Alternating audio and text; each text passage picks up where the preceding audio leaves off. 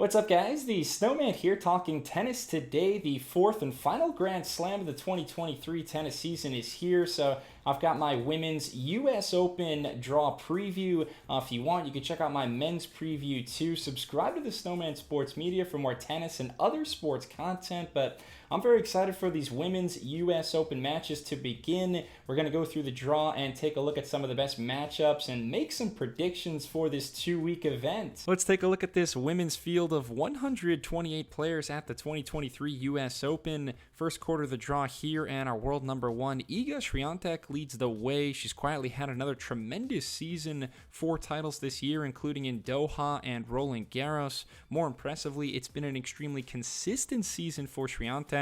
She's made the quarterfinals or better at every single tournament she's played this year since her round of 16 defeat to Rybakina at the Australian Open. She's made the semifinals at 6 of 7 hardcore tournaments this year, including Montreal and Cincy. So Swiatek in fine form. I think she cruises to the round of 16. Then it might get tricky with Ostapenko, Kudermetova, Cornet. Some really interesting names in the lower half of this section. Number 11, Petra Kvitova, has had a fantastic year.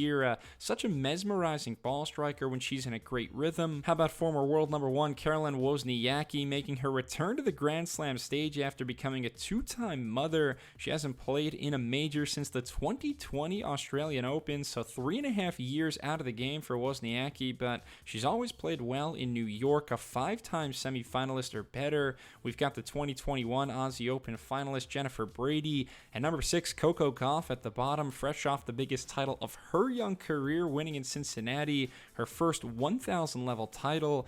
During that run, Coco defeated Swiatek for the first time ever in the semifinals. Gauff was 0-7 against Iga before that victory, so she's got to be feeling on top of the world at the moment. Will definitely be hungry for more at the US Open.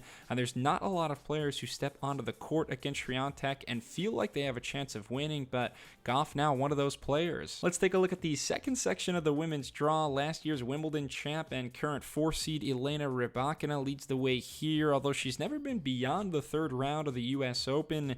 A great season for her nonetheless, 39-11 overall. 2 marquee titles in Indian Wells and Rome. Rybakina leads the tour in aces this year once again. A tough battle on her hands in round 1 against Marta Kostyuk. Maybe Ayla Tomljanovic in the second round. She's had some good moments in New York. Some other key names in this quarter: number 18, Victoria Azarenka. 15-seed Belinda Bencic has made the semis at the US Open before, and she might actually be my favorite out of this group. 10-seed Karolina Muchova is back and better than ever, playing with a lot of variety and creativity. 2017 US Open champion Sloane Stephens faces number 19 Beatrice Haddad-Maia in the first round. And one of the most consistent players on the WTA Tour, number 8 Maria Sakkari at the bottom.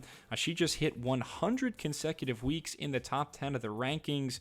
Like I said, this section may come down to Rybakina versus Bencic. That would be a rematch of the Olympic semifinals from 2 years ago, which the Swiss won. Moving on to the third section, this is where I think things might get a little chaotic. The 7-seed Caroline Garcia has had a poor summer. First round exits in DC, Montreal, and Cincinnati, so I think she's primed to get upset.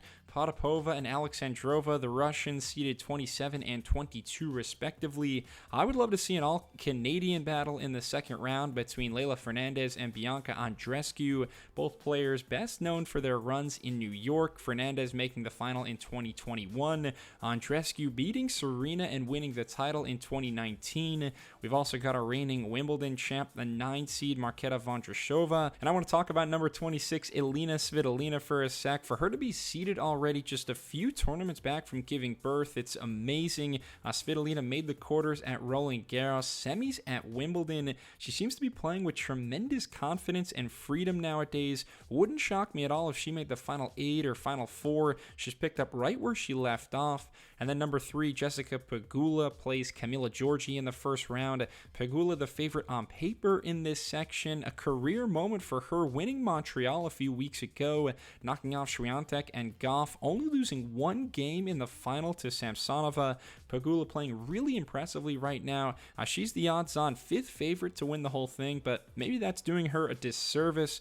Pegula 0-6 all-time in major quarterfinals. Maybe this is the time that she breaks that streak and makes the semis for the first time. Final section now, and there's so much intrigue surrounding the 2-seed and second favorite of this event, Aryna Sabalenka, at the bottom. She has a chance to overtake Swiatek for the world #1 ranking. All she has to do is basically match Iga's result in New York. Sabalenka made it all the way to the Final Four at last year's U.S. Open before losing to the Polish #1, but she's playing with a lot of fire right now, a lot of intensity and passion. Sabalenka won the Australian Open back in January, and since then at the majors, semis at the French and semis at Wimbledon, so it's pretty safe to expect another deep run out of the Belarusian. She could meet number 25, Karolina Pliskova, in the third round. Their head-to-head sits at 3-2 in favor of Sabalenka, who won their U.S. Open quarterfinal match last season. Number 21, Donna Vekic, has had an increasingly successful year as it's gone on. Venus Williams versus Paula Badosa will be a fan favorite first-round clash. People definitely will come out in droves to watch those two play one another. Who knows how long Venus will be around on the tour. Sophia Kenin hasn't played since Wimbledon, but she put on quite the show there, taking down Coco Gauff. Otherwise, in this section, my eyes definitely go to the 5 seed at the top, Ons Jabeur. Heartbreak again for her, losing in the Wimbledon final in back-to-back seasons. Made the final in New York last year too, so it seems like it's only a matter of time before the soon-to-be 29-year-old has a major trophy of her own. Overall, it's a really tough women's tournament to predict. There's sort of 5 main favorites, a huge gap, and then the rest of the field.